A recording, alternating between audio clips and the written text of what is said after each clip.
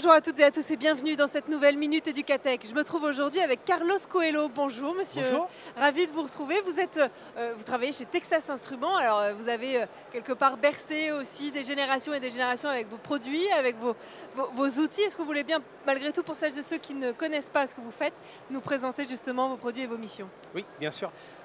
Donc Carlos Coelho, vous l'avez dit, je m'occupe du développement des ressources et l'accompagnement des enseignants pour la prise en main de nos outils, calculatrices et logiciels, et l'écosystème qui va autour pour l'enseignement des maths et des sciences au lycée.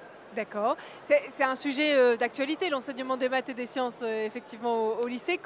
Dites-moi. Oui, pas plus tard qu'hier, il y a eu quelques annonces sur notamment en première, une épreuve de mathématiques qui concernerait l'ensemble des élèves de première. Tout à Donc fait. effectivement, c'est un sujet d'actualité et pour nous, c'est une préoccupation majeure qui est d'accompagner les élèves et de les aider Ouais. dans l'apprentissage des mathématiques et dans la réussite de leurs études. Ouais.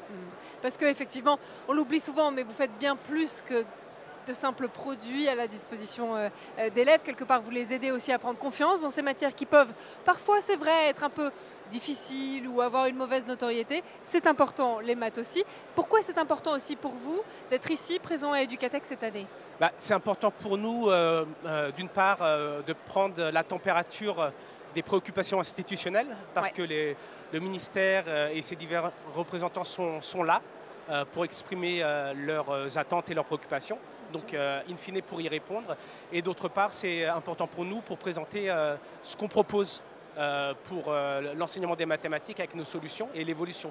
Comme vous le disiez, on ne propose pas que des calculatrices, il y a tout un écosystème et des solutions numériques qui viennent compléter l'usage de la calculatrice, que ce soit une plateforme numérique en ligne, des compatibilités avec du matériel électronique comme les cartes microbits, tout cela pour l'enseignement des maths et des sciences.